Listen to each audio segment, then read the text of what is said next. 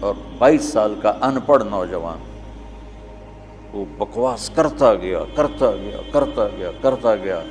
اور میں 55 منٹ میں سنتا ہی رہا۔ ہر تھوڑی دیر بعد میں کہتا بیٹا کوئی ٹھنڈے تو ہو جاؤ،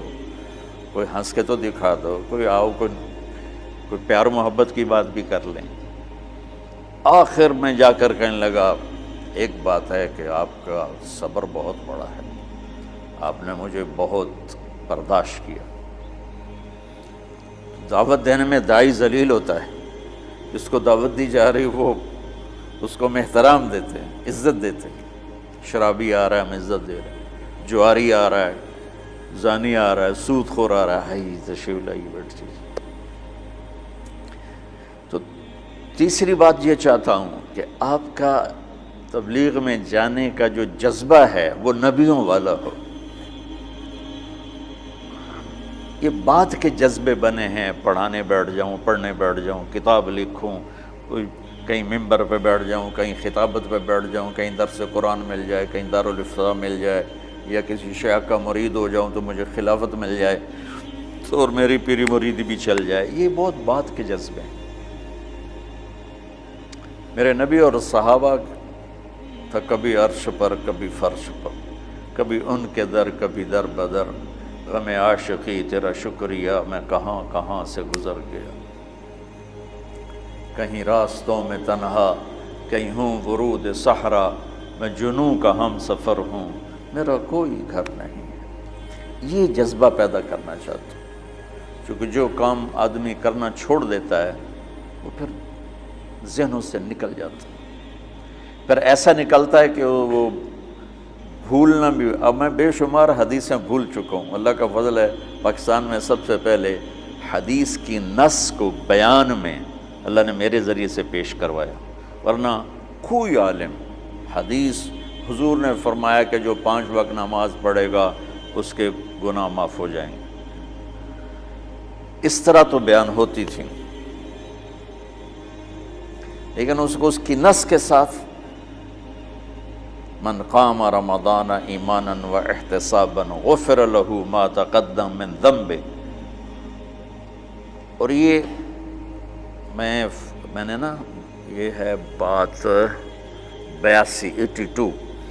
میرا بیان تھا لاہور مرکز میں فجر کے بعد، تو اس کے بعد میں بیٹھا ہوا تھا تو دو بالکل نہیں وہاں نہیں، ادھر متراں والی میں اجتماع تھا،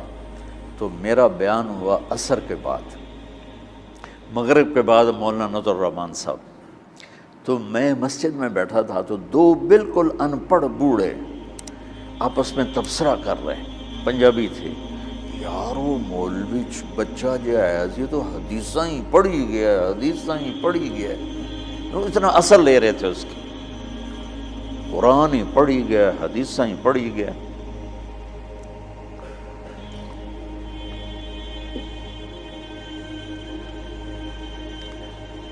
تو تمہارے تبلیغ میں جانے کی بشاشت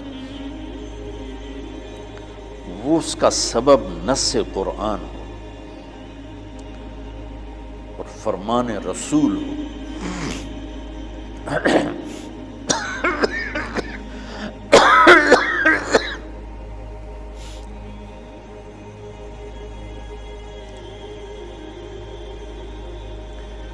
تو اس لیے میں نے یہ مدارس بنائے کہ اللہ میرے ذریعے سے ایک ایسی نسل تیار کر دے میرے دنیا سے جانے سے پہلے جن کو علم میں رسوخ، علم ذوق، علم و باج کرے فقیری، کافر مرے دیوانہ ہو، سہ وریاں کرے عبادت کلو اللہ تو رہے بیگانہ ہو۔ یہ سلطان باہو رحمۃ اللہ علیہ کا فرمان ہے کہ علم کے بغیر جو فقیری کرتے ہیں تو دیوانہ ہی ہوتے ہیں، پاگل ہوتے ہیں، شریعت کا ہی نہیں پتہ تو فقیری کیا کرنا۔ ہمارا ایک دوست تھا، جب ہم لاہور پڑھتے تھے تو گدی نشین کے فیملی سے تھا، تو جب اس کے پاس پیسے ختم ہوتے وہ ایک مریدوں میں چکر لگا کے پیسے اکٹھے کر کے آ جاتا تھا۔ اب ہم تو باپ کے پیسوں کا انتظار کرتے تھے، وہ مریدوں سے لے کے آ جاتا تھا۔ تو کہنے لگا ایک جگہ میں گیا تو کہا ہمارے جو ہوتے تھے نا چیلے، وہ بڑے ٹرینڈ ہوتے تھے، یعنی ہمارا تصور بٹھانے کے لیے۔ تو کہاں میں ایک جگہ گیا تو ایک مرید اپنے بچے کے ساتھ ہے، تو وہ بچہ کہتا ابا یہ پیر دی تا داڑھی کوئی نہیں۔ تو میرا جو چیلا بیٹھا تھا کہا ہوئے چپ کر، پیران دی اندر داڑھی ہوندی۔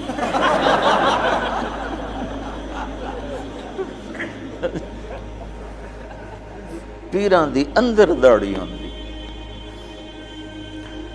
تو علم و باج کرے فقیری کافر مرے دیوانہ ہو۔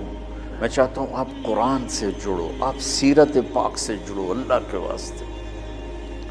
سکھ ریت روش منصوری نو ہن ٹھپ رکھ کنز قدوری نو، ہادی نہ سمجھ ہدایہ کافی نہ سمجھ کفایہ۔ کافیہ کو نا وزن شعر کی وجہ سے تبدیل کیا ہے، کافی نہ سمجھ کفایہ کر پرز شرع وقایا، ایو دل قرآن کتاب ہے۔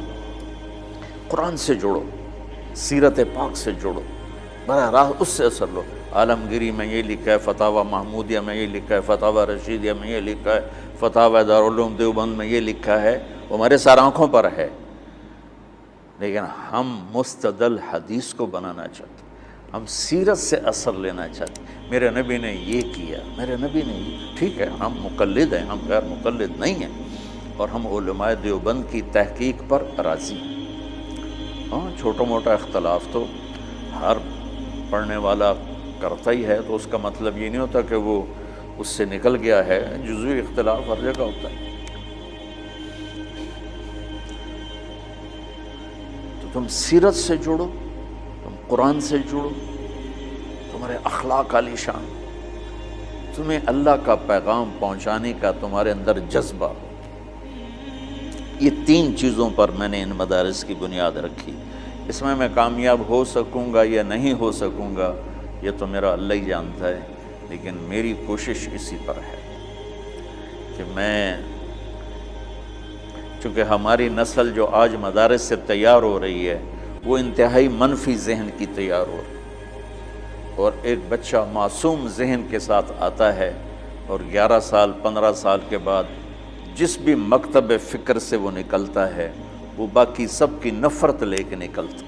اس کے دل میں کسی کے لیے محبت اور ہمدردی نہیں ہوتی۔ اور یہ کتنی نادانی کی بات ہے کہ اگر میں اپنے آپ کو اہل حق میں سے سمجھتا ہوں تو میرے ذمہ ہے کہ میں ان کی